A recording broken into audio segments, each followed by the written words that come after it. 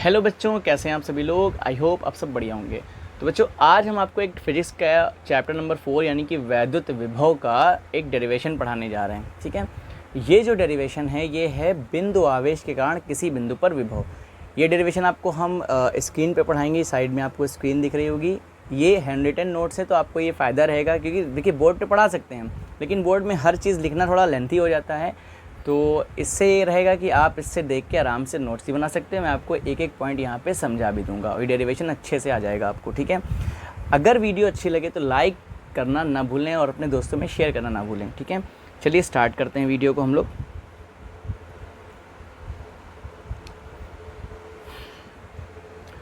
देखिए, एक बात का ध्यान रखिएगा, हमारा जो डेरिवेशन है वो है बिंदु आवेश के कारण किसी बिंदु पर वैद्युत विभव।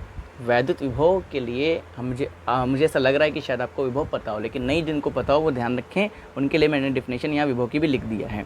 ठीक है, देखिए क्या है विभव का मतलब। सीधे सीधे ऐसे समझ सकते हैं, जैसे अनंत, जैसे मान लीजिए कोई आवेश है, कोई आवेश अपने इर्द गिर्द क्षेत्र बनाता है, उस पर कोई बिंदु मान लीजिए, उस बिंदु पर अनंत से किसी अन्य आवेश को लाने में जो कार्य करना पड़ता है, एकांक आवेश को लाने में जो कार्य करना पड़ता है, उसे ही उस बिंदु पर वैद्युत विभव कहते हैं।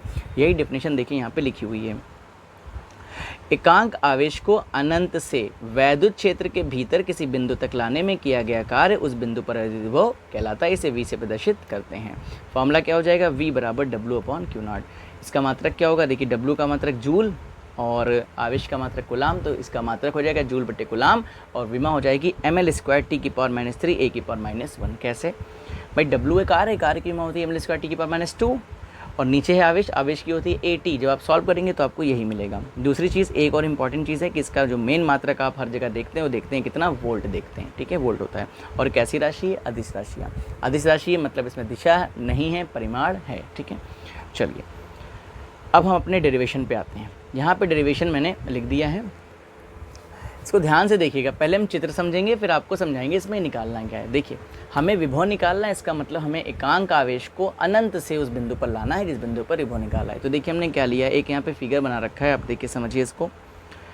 +Q0, देखिए बिंदु O पर एक +Q आवेश हमने मान लिया है और मान लिया है इससे r दूरी पर एक बिंदु A है जिस पर हमको वैद्युत विभव ज्ञात करना है। अब इस पे एक विभव ज्ञात करने के लिए किसी एकांक आवेश को अनंत से लाना पड़ेगा। अब अनंत हमने कैसे बनाया है, देखिए बात समझिए। मान लेते हैं इस +Q से x दूरी पर एक बिंदु B है जिस पे +Q0 आवेश को हमने रख दिया है। अब कूलाम का नियम के अनुसार इस पर एक फोर्स लगेगा जो विपरीत डायरेक्शन में रहेगा, क्योंकि दोनों सजाती, यानी कि हम कह सकते हैं प्लस आवेश हैं, तो प्लस वाला इसको इधर की ओर भगाएगा, वो फोर्स यहाँ पे दिखाएगा। तो पहले हम फोर्स निकाल लेते हैं, समझिए। अभी हम बता रहे हैं कि कैसे इसको अनंत से हम लेके आएंगे। देखिए, तो जो भाषा हमने बोली है वो हम यहाँ पे लिख दिए हैं, आप इसको देख लीजिए। क्या लिखा है, माना कि बिंदु O पर +Q कूलाम का आवेश किसी ऐसे माध्यम में स्थित है जिसका परावैद्युतांक K है। मान लिया किसी वायु में नहीं स्थित है, किसी माध्यम में स्थित है, और माध्यम में स्थित है जिसका परावैद्युतांक क्या है, K है। जो माध्यम होगा उसका परावैद्युतांक रखा जाएगा। बिंदु O से r मीटर की दूरी पर एक बिंदु A है जिस पर वैद्युत विभव ज्ञात करना है। माना बिंदु O से x मीटर दूरी पर, बात समझिए, बिंदु O से x मीटर दूरी पर एक बिंदु B है जिस पर +Q कूलाम का धन परीक्षण आवेश स्थित है। देखिए, x मीटर दूरी पर बिंदु B है और वहाँ पे +Q कूलाम का धन परीक्षण आवेश स्थित है, और बिंदु A पर हमको विभव ज्ञात करना है, वैद्युत विभव। ठीक, देखिए तो कूलाम के नियमानुसार +Q के कारण +Q0 पर बल, क्या बल होगा आप जानते हैं, F बराबर 1/4πε0 Q1 Q2/r² होता है। तो देखिए यहाँ पे क्या लिखा है, F बराबर 1/4πε0 K। Q1 Q2 को हमने क्या ले लिया, पहला आवेश Q, दूसरा Q0, तो Q0/x²। इसमें फोर्स में या वैद्युत क्षेत्र में दिशा तो रखी नहीं जाती, मतलब प्लस माइनस तो रखा नहीं जाता, इसलिए डायरेक्ट ऐसे लिखा है। तो ये बल हमें पता चल गया कि ये बल इसके अंदर लगेगा, इतना बल लगेगा। अब क्या काम करते हैं, हम बिंदु B से इस +Q कूलाम आवेश को थोड़ा सा, बहुत सूक्ष्म दूरी, अनंत सूक्ष्म दूरी मतलब जिसको नाप ना सके दूरी, बिंदु C तक लेके आते हैं, जैसा कि इसमें दिखाया जा रहा है। देखिए यहाँ पे इस चित्र को देखिए गौर से। +Q0 को बिंदु C पर लेके आते हैं, कितना विस्थापन करते हैं, dx विस्थापन करते हैं। और हम क्या निकाल लेंगे, जब ये छोटा सा विस्थापन करेंगे, बल इस पे लग रहा है तो वहाँ कार्य होगा, छोटा सा कार्य निकाल देंगे। और हमको क्या होता है, इस आवेश को अनंत से लेके A तक आएंगे तो टोटल कार्य मिलेगा।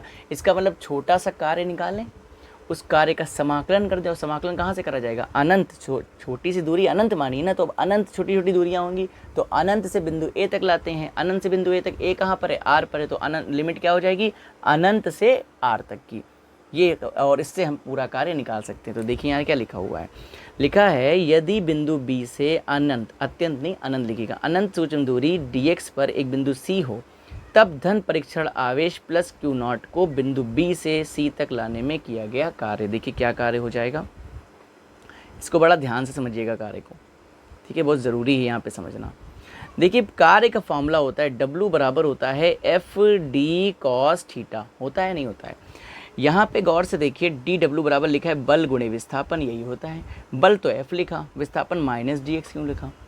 देखिए कॉस थीटा भी तो आता है ना, बल लग रहा था, देखिए इसको देखिए, चित्र को देखिए, बल किधर लग रहा है, इसके ऊपर बल लग रहा है इस साइड, और विस्थापन हुआ इस साइड, तो बीच में कितना एंगल मिला, 180 मिला, तो कॉस 180 का मान -1 होता है, इसीलिए हमने पहले ही यहाँ पर क्या लिख दिया है, देखिए हमने पहले ही यहाँ पर लिख दिया है -dx, ठीक, ये लिख दिया है। अच्छा, छोटा सा विस्थापन कर रहे हैं तो कार्य भी क्या होगा, छोटा सा होगा, dw। अब f का मान रख दिया -1/4πε0 के q/x².dx, ठीक, ये हो गया। अब छोटा सा विस्थापन हो गया, अब इसे हम बिंदु ए तक लेके आ जाएंगे और हमारा कार्य निकल आएगा। देखिए क्या लिखा हुआ है, देखिए लिखा है अतः धन परीक्षण आवेश q0 को अनंत से बिंदु, ठीक है सही लिखे, बिंदु ए तक लाने में किया गया कार्य, मतलब छोटे से कार्य का समाकलन कर लिया इनफाइनाइट से आर तक, तो हमें बड़ा कार्य मिल जाएगा, और कार्य मिल जाएगा तो विभव का फॉर्मूला रख के हम विभव निकाल लेंगे। चलिए देखते हैं इसको, तो इसको थोड़ा सा समझिएगा, इस पर हमने कैलकुलेशन कर रखी है, आप इसको देखिए। तो W बराबर DW का मान क्या रख दिया, -1/4πε0 q/x²। कुछ बातें यहाँ समझिए, ये 1/4πε0 q/0 ये क्या है, कांस्टेंट है, तो ये कुछ को हमने बाहर कर लिया, ठीक। अंदर क्या बचा, इनफाइनाइट से r माइनस तो बचा, और x की जगह, x नीचे स्क्वायर में था, ऊपर जाके -2 हो गया, क्यों किया समझिए।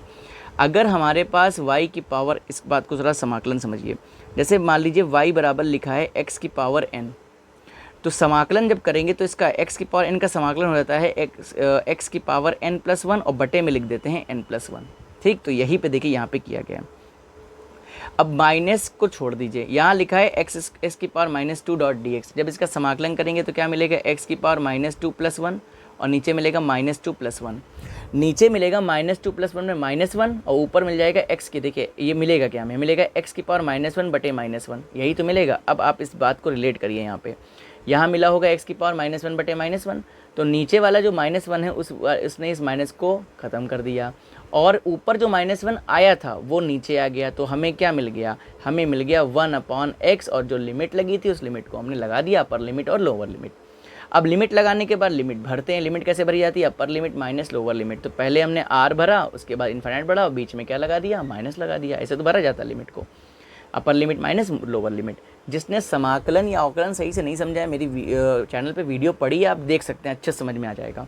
चलिए अब यहाँ पे एक चीज़ देखिए, जब लिमिट भर दिया तो 1/∞ तो क्या होता है, 0 होता है, क्या बचा हमारे पास 1/4πε0 के q/r, ये कार्य हमें मिल गया। अब q0 को अनंत से a तक ले आए, कार्य मिल गया, तो विभव का फॉर्मूला पता है, लेकिन क्या लिखा था, प्लस q आवेश के कारण बिंदु ए पर विभव क्या हो जाएगा, v विभाव हो गया, विभव लिखिएगा, v बराबर W/q0।